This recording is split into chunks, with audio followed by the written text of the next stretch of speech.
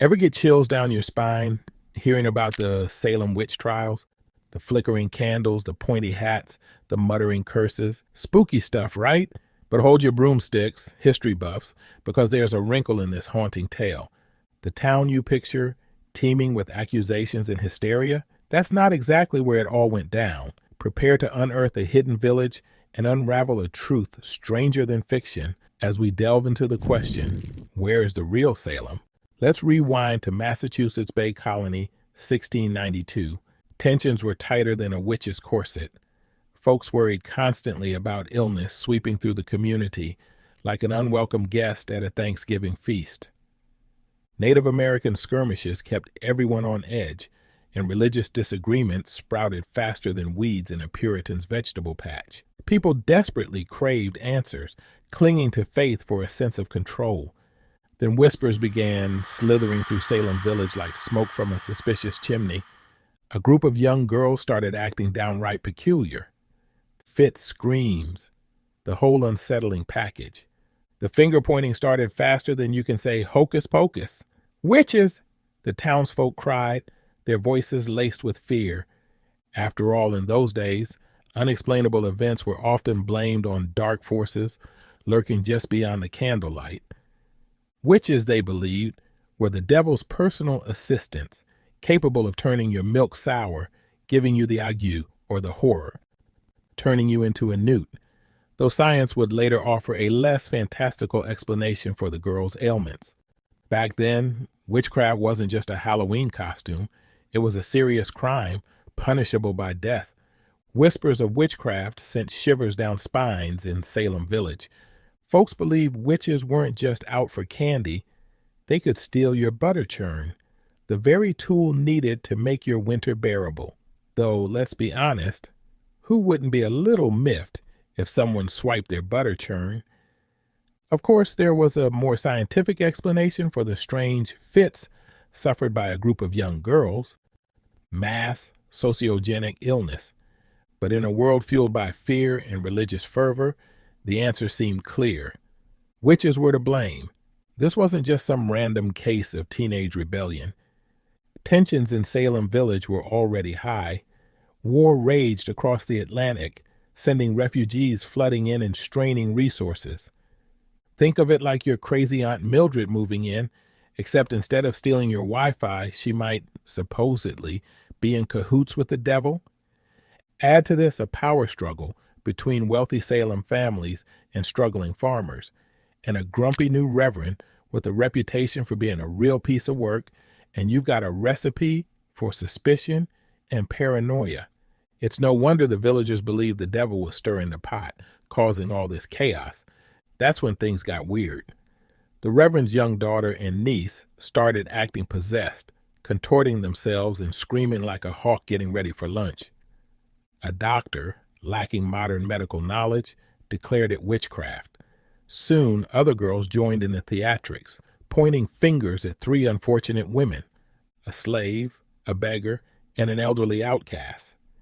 In this climate of fear and finger-pointing, the Salem witch trials were born. So how did they determine if you were a witch? So how did they determine if you were the culprit behind these demonic contortions? Well, forget logic and forensics. Back then, the justice system ran on a cocktail of fear and wild accusations. If you had a squabble with your neighbor, they might just declare you a witch and claim you were tormenting them in their dreams. Spectral evidence, they called it. Talk about a nightmare on Elm Street coming true. Then there was the infamous swimming test, a guaranteed way to get yourself in trouble no matter the outcome. Here's the deal. They'd tie you up and toss you in the water. If you floated, you were a witch, destined for a watery grave. If you sank, well, you probably drowned. Not exactly a ringing endorsement of innocence. As Benjamin Franklin later quipped, "To see a witch sink was to see her dead. To see her float was to see her guilty." pretty grim situation all around. And it wasn't just the ladies facing these bizarre trials. Men weren't exempt from the paranoia. Giles Corey, a stubborn old farmer, refused to even enter a plea. The court's brilliant solution? Pressing him to death with heavy stones. Talk about a slow and agonizing way to go. The good news is the madness eventually subsided. In 1711, authorities offered pardons and some compensation to the families who were wrongly accused. But for many victims, the damage was irreparable. It wasn't until a whopping 330 years later, in 2022, that Elizabeth Johnson Jr., the last remaining convicted witch, was finally exonerated. So much for speedy justice. Now here's a twist that would make Cotton Mather himself do a double take. While the finger-pointing frenzy began in Salem Village, the trials themselves unfolded a few miles away in Salem town. Think of it as the spooky side of town gossiping about the more proper part of Salem. Imagine Salem as a bustling port town full of ships and commerce, while Salem Village was a quiet, rural community. Maybe that's why those Salem tourist brochures are a little light on historical details and heavy on spooky vibes. Don't get me wrong, Salem's a fantastic place to visit for a Halloween getaway. But if you're chasing genuine chills and want to stand where history unfolded, then you got to head a bit north to Danvers. The story gets even more tragic when you realize respected figures like Cotton Mather, a famous minister, pleaded with the court to ditch this whole spectral evidence thing. Spectral evidence? Basically, if you had a bad dream about someone, poof, accused witch. Talk about a Nightmare on Elm Street come true. The court, however, wasn't exactly swayed by logic. 19 poor souls ended up swinging from the gallows in just a few short months. Yikes. But wait, there's more. The finger-pointing wasn't always random. Take Rebecca Nurse, for example. A pillar of the community and a successful farmer, she found herself falsely accused by a neighbor, young Ann Putnam. Turns out there might have been a bit of bad blood between the families. The Nurses were doing well, while the Putnams were struggling. Maybe jealousy and misfortune clouded young Ann's judgment. This kind of social tension is a huge reason why the witch trials spiral so far out of control. People were looking for answers in all the wrong places, and innocent lives were destroyed in the process. The dust settled in Salem and Danvers after the witch hunt. By September 1692, the Grim Reaper had claimed 25 innocent lives. 19 were hanged, some died in prison, and one poor soul was crushed to death. Most of the executed came from rural Salem Village, not the bustling port of Salem we know today. Can you imagine the shame? Dan Lipcan, a museum curator, says both towns felt a deep sense of unease and wanted to forget the whole ordeal. Salem Village, the epicenter of the madness, even built a new meeting house in 1701, leaving the bad memories behind. Even Ann Putnam, one of the accusers, came forward with a public apology, calling herself a chief instrument in the suffering of innocent people. Fast forward over 300 years and a quiet tavern still stands on Hobart Street in Danvers.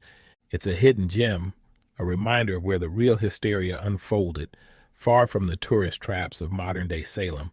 It's a sobering thought, isn't it? The aftermath of the trial saw apologies, soul-searching, and finally, justice.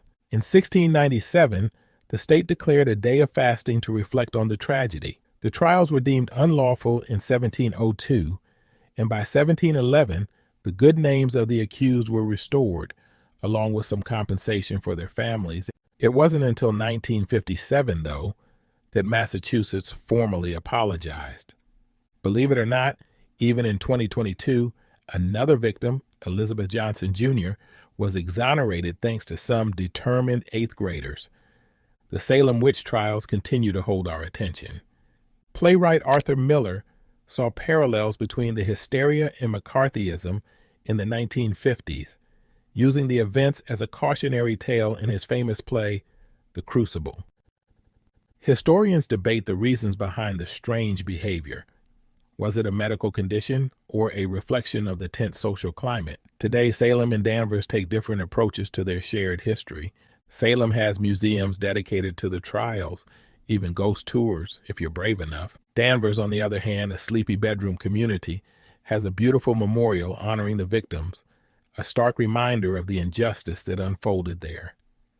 So, the next time you hear about the Salem witch trials, Remember the real location and the enduring impact of this dark chapter in American history. If you found our video bewitchingly informative, don't forget to cast a like our way and share it with your coven of history enthusiasts. And if you're hungry for more mysterious morsels, hit that subscribe button to be summoned for our next history adventure. Until next time, history hunters, don't forget to check under your beds for spectral evidence. Just kidding. Or am I?